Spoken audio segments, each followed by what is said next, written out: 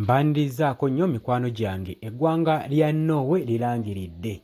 Livuddeyo ne lirangirira ne ligamba nti okusinziira ku kye lisazeewo muganda wange eggwanga lya Norway lirangiridde ebyo bye nkuleetedde olunaku olwaleero gwe muganda wange yeekumidde ku Yogi Updates TV. Muganda wange nkwanirizaako eyo yonna gy'obadde, nkwanirizaako eyo yonna gy'obadde gwe mukwano gwange eyeekumira ku Yogi Updates TV. Mbaaniriza nnyo eyo yonna gye musinzira okuba nga mutuwuliriza ne mutwala obudde ku mirimu gyammwe ne mwefisizaawo ne muba nga mutuwuliriza aba Yogi Update TV tuba nga tuleese information eno yonna muganda nga mpuliriza. Muganda wange nkutegeeza nti nno towerabira kusubscribinga, genda maaso n'okuba nga osubscribinga, sharinga, commentinga, tusobole okuba nga tukuza channel esobole okuba nga etuwa ebinnono gwe mukwano gwange ali eyo.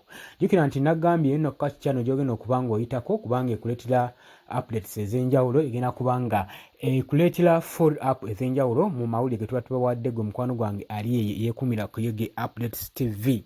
Baganda bange tubaagala nnyo, mmwe abasharinga mbaagala nnyo. Nja twala obudde ngende nga mmenya omu ku omu baganda bange mmwe abagezaako kubanga musharinga information eno neetuuka wala nnyo ne mukubiriza bannammwe ne baba nga basubscribinga. Mbeebaza kyansusso nnyo baganda bange ggwe abali eyo nga muli balwadde Mukama nsabye abasaasire, nammwe abafiiriddwako abaabwe Mukama Katonda abagumye gwe mukwano gwange ali eyo. Baganda bange abali Saudi Arabia, Oman, Qatar, UK, US, abali South Africa, abali Saudi Arabia, abali e Jordan, abali e Dubai, mbagala nnyo mbabuuzaako mubeerako nnyo. Muganda wange Nakitende naawe obeerako nnyo. Samuel omukwano w'okyano agitaya Samuel naawe obeerako nnyo gwe muganda wange ali eyo. Suzani Kamama naawe obeerako nnyo kutumiddeko nnyo mubeerako ku channel eno. Muganda wange Leste naawe gy'oli nnyo Saudi Arabia.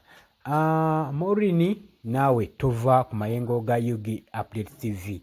Mbagala nnyo mikwano gyange mmwe abeekuumira ku mayengo gano. Mukwano gwange nkutegeeza nti nno olunaku olwaggulo okusinziira ku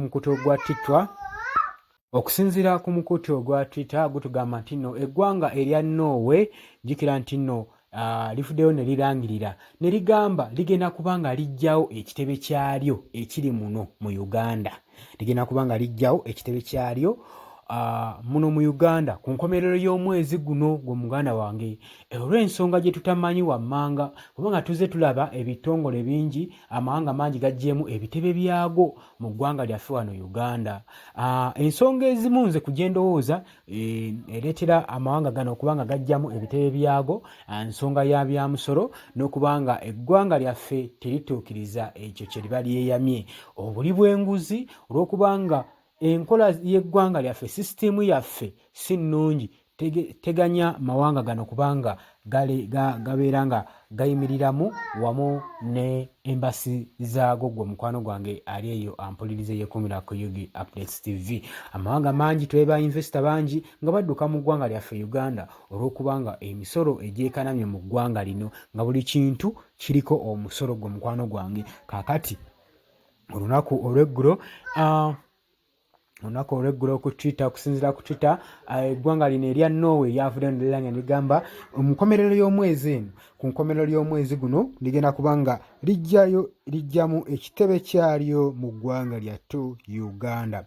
Ligambye nti nno newankubadde bagenda kubanga bajjamu ekitebe kyabwe mu ggwanga lino erya Uganda, tebagenda kubanga basuula enkolagana yaabwe n'eggwanga lino erya Uganda egenda sigala nga egenda mu maaso gwe mukwano gwange ali eyo eyeekumira ku Yogi Update TV. Tekitegeeza nti noko bagenda kujjamu ekitebe kyabwe nti enkolagana egenda kubanga ekomyawo, n'enkolagana egenda kubanga egenda mu maaso n'eggwanga lino erya Uganda. Ne baba basazeewo bawanise bagenda kubanga bajjamu ekitebe kyabwe mu ggwanga erya Uganda. Gwabadde akwatagana nabe nnyo muganda wange nkusaasiddeko nnyo era nkusaasiridde ddala kubanga abasajja we bate basazeewo bagambye bukyanga tujja tetulabyemu kalungi ketufumye mu Uganda, wabula kye tugenda okukola kwe kujjamu ebyaffe tusenguke. Era wenjogerera gwe muganda wange ku nkomerero ya mwezi guno ekitongole kino kigenda kubanga kipaakinga ebyayo kisobole okubanga kiyabulira eggwanga lyattu lino Uganda.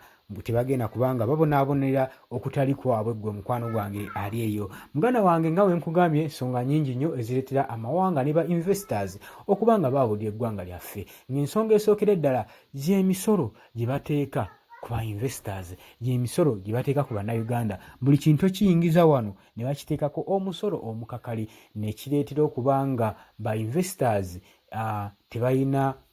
tebayina kibasigaza kubanga basigala mu ggwanga lino Uganda gwe mukwano gwange. Kitegeeza sisitimu yaffe egoba bugobi nkulaakulana bula tereeta nkulaakulana mu ggwanga gwe munankyukakyuka ali eyo. Njagala mubeere eyo nga mukibaganyako ebirowoozo lwaki amawanga gajjamu ebitebe byago mu ggwanga lyattu Uganda. Gulowooza lwaki?